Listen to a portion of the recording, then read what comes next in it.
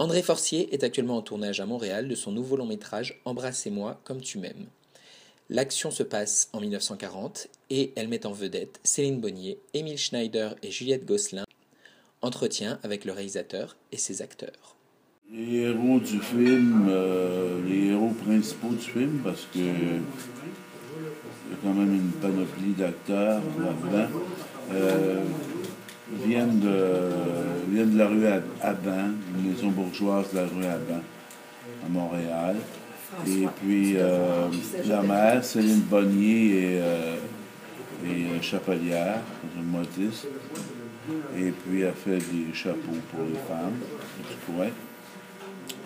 Et elle a deux enfants, des jumeaux, un gars et une fille. Le gars fait son entraînement militaire et la fille est sur chaise roulante. Elle est très belle. C'est Juliette Gosselin qui est une merveilleuse actrice. Mais elle aime follement son frère. Puis son frère est retenu à Montréal parce que Céline Bonnier fait du rhumatisme et Céline Bonnier, là, je mélange, Yvonne Sauvageau, sa mère.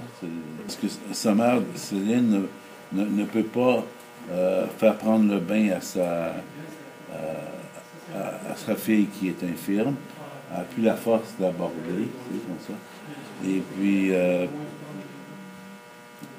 donc c'est Pierre qui doit lui faire donner le bain à sa sœur jumelle. Vous parliez tout à l'heure de la distribution importante qu'il y avait. Effectivement, il y a une liste de rôles secondaires qui est super impressionnante. Est-ce que ça veut dire que vous sortez finalement de ce duo? Ben non, c'est des comédiens qui m'appellent pour jouer dans mon film. Alors, ben, je leur dis, il reste juste un troisième rôle, tout ça, puis ils font quand même. Mais il reste que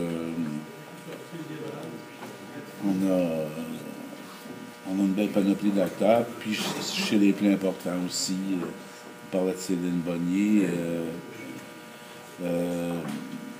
mais il y a aussi Antoine Bertrand, Paul Dupuis,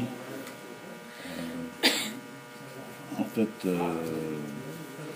plein d'autres, Réal Bossé aussi. Et, non, on a une belle grappe d'acteurs, on est fiers. Mais le premier rôle, c'est des jeunes. Disons que le film tourne un peu autour de Pierre, qui est poursuivi par le fantasme de sa sœur Berthe. Et justement, vous disiez que les comédiens principaux étaient relativement jeunes. Est-ce que ça demande plus de répétition au niveau de l'époque, justement, du parler et de on a répété beaucoup. Puis il y a Louise Laparé aussi qui a coaché les comédiens, comédiennes. Et puis elle a fait un travail remarquable. En tout cas, hier, on a eu une première journée de tournage. On sort de privé à l'horaire, on a fait ça en 8 heures. Et puis l'atmosphère est bien bonne sur le plateau. Toute la préparation qu'on a fait, mais là, hier, c'est comme si le personnage est né pour vrai. Tu sais, la préparation, après ça, tu penses plus, puis tu la jettes derrière toi, puis t'embarques dedans, puis c'est là que ça se passe pour vrai, finalement. Ben, tu sais, il y a de l'intimité. C'est un amour, l'amour qu'ils ont, et il est ambigu à plein de niveaux, mais il y a de l'intimité parce que, de un, il s'occupe de sa sœur qui est handicapée, et puis il faut qu'il lui donne son bain, qu'il l'habille, des trucs comme ça. Fait à ce niveau-là, il y a des trucs comme ça. Puis sinon, ben, il y a aussi beaucoup du film est construit sur le fantasme, sur le rêve. Il y a vraiment les trois trois zones du fantasme, du rêve et de la réalité. On est toujours dans quelque chose de très publicité entre les trois. Donc, tant le spectateur ne saura jamais exactement Il où va y avoir il des nage. indices, mais après ça sera à lui de décider ça si c'est un fantasme, un rêve ou la réalité. Plus ça va, plus ça se...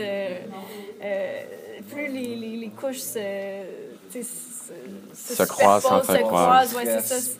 Au départ, c'est plus clair, puis à un moment donné, ça devient plus ambigu, les frontières entre les différents niveaux, mais c'est ça. Dans le fantasme, on explore aussi beaucoup des trucs... toute la sexualité refoulée entre les deux, fait qu'il y a ça qui fait un peu peur. Mais je pense que lui, c'est ça, lui-même, il nous a jamais demandé. En tout cas, moi, j'ai jamais senti qu'il voulait que je joue autrement ou que, je pense qu'il veut juste qu'on existe à l'intérieur de cet univers-là que lui crée, qui lui est éclaté puis amplifié, tout ça. Mais le texte, tout est dans le scénario, puis dans les décors, les personnages qu'on incarne, les situations qu'on vit, mais en termes de jeu, moi, je l'ai jamais senti comme quelque chose de vraiment différent. Juliette, toi, c'est la deuxième fois que tu joues la fille de Céline Bonnier. Oui. On se sent comment? Il y a déjà la glace est brisée à ce niveau-là, puis il y a un rapprochement évident dans ce cas-ci. Ben oui, c'est en tout cas, comme actrice, c'est un bonheur de la retrouver sur ce film-là. Mais dans nos deux expériences mère-fille, c'est tout le temps compliqué. Fait que même si forcément, on se connaît plus, fait qu'on est peut-être plus complices dans la vie, mais dans ce cas-ci, la mère et la fille ne sont pas nécessairement... les meilleurs amis du monde. Non, fait que... Excusez-moi. Ça aide parce qu'on se connaît plus. C'est le fun de la retrouver, mais dans les deux projets qu'on a fait, c'est ça, on avait des relations mère-fille assez complexes. C'est c'est comme retourner dans la famille. Mais quand c'est le fun. Parce que c'est pas le fun. Retourner dans la famille, pour moi, oui. Mais donc, c'est vraiment quelque chose que... C'est un univers qui m'est assez familier dans ce sens-là, mais de famille. Moi, je viens du théâtre, puis pour moi, les scénarios de Marc-André Forcier portent quelque chose de théâtral, parce que poétique, parce qu'une écriture très travaillée dans le sens de la poésie aussi, et de l'improbable. Donc, ça, moi, c'est quelque chose qui m'est familier, que j'aime énormément. Moi, comment je la vois, la façon dont je la vois, c'est un personnage qui a nécessairement du caractère, vu le contexte, c'est-à-dire qu'il faut qu'elle ait une boutique de chapeaux, elle tout seule. Son mari est mort depuis un bout de temps. Elle a une fille handicapée, pas grand-aide à part son fils, oui, mais... Et puis, justement, comme je vous dis, ben là, elle décide d'avoir un homme, puis elle décide de faire, ben là, le mari, là, qui m'a fait promettre sur son lit de mort, ça suffit, ça va faire. Donc, c'est quand même une femme dans l'action, une femme, c'est ça, avec du caractère, et qui décide, qui est un peu contrôlante. Non. Pas contrôlante. Je n'irai pas là. Qui décide. Là, je ferai ta phrase là. Une femme forte, on peut dire ça? En tout cas, elle n'est pas faible. Pas comme ça que je la vois, non, effectivement. Oui. Ben, Marc-André, souvent, va écrire des rôles de femmes qui ont du swing, je trouve, qui ont de la drive, qui ont du cheval, comme, puis qui piaffent quand même. Oui. Juliette aussi, je pense. Pardon? Vous avez déjà travaillé avec Juliette? Oui, dans Délivrez-moi, de Denis Chouinard, oui. Ça fait très bizarre, pas très bizarre, mais c'est très le fun de la voir, c'est quoi, 10 ans plus tard, en fait, de la rencontrer 10 ans plus tard. Ma fille encore. Et encore une relation très simple. Puis encore une relation, ben elle n'est pas simple, le personnage de Juliette, c'est vraiment beau, là, tu sais. Puis hier, moi j'ai commencé, on a commencé hier, puis j'ai juste fait des scènes plutôt simples avec Juliette, puis... Elle a ça faisait 10 ans que je ne l'avais pas vue, puis c'est beau. Elle a vraiment premièrement, une photogénie troublante, puis un état de jeu très troublant. Quasiment poupée de porcelaine, mais un peu folle. C'est très intéressant. Puis un beau visage troublant de porcelaine. C'est vraiment beau. On a entendu M. Forcier dire qu'il y avait beaucoup d'émotions hier aussi, qu'il y a des choses vraiment très, très intenses qui se sont passées. Je faisais pas partie de ces scènes. Moi, j'avais 2 petites scènes, une petite scène. Fait que peut-être, oui, parce que Juliette avait des scènes avec son frère, Alexandre, qui s'appelait Pierre dans le film. Donc, oui, c'est possible. Je n'y étais pas. La mère est au courant, ou du moins elle le sent de plus en plus, cette attirance de la fille pour son frère. Ça, c'est étrange parce qu'on a parlé, puis ça la fatigue, mais c'est comme être très... c'est comme si c'était inhérent, en fait, à leur relation, le frère et la sœur. Donc, ça va avec cette espèce d'amour-là, puis...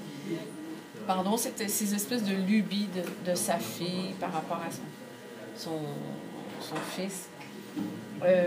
C'est pas quelque chose qui l'achale tant que ça, mais quelquefois, de petits, je pense, yeux en l'air, mais c'est pas quelque chose qui la dérange tant que ça. Peut-être qu'elle voit pas la force ou l'intérêt de sa fille. La force et l'intensité. Ben, je pense qu'elle connaît sa fille, mais je pense que c'est ça la famille. Quand c'est ça la famille, tu fais, ben... C'est ça. Quoi? Qu'est-ce qu'il y a d'anormal? Ouais. C'est ça, tu sais. J'ai l'impression que c'est ça. Ouais.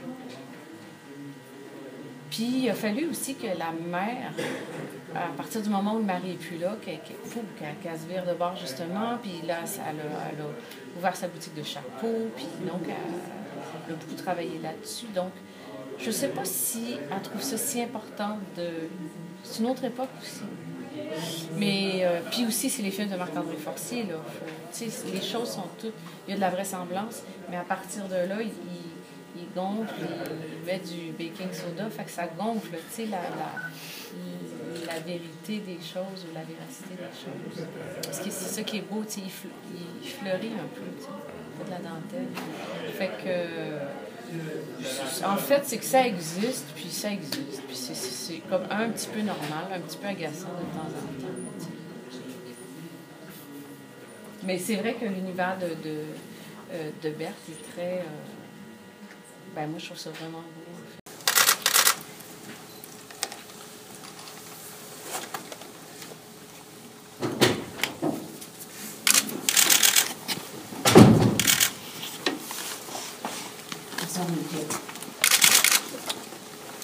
Moi, je les attends. Je vais vous faire 2 fois par semaine pour me donner. Je m'en vais.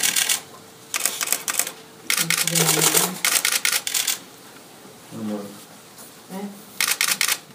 Pas trop tard? Avant de mourir, ton père m'a fait jurer que personne ne viendrait jouer dans son jardin. Et il m'a fait croire, je vais te le faire, que j'irai en enfer si je respecte pas le serment. Faut être libre, moi, c'est important. Ça me dit.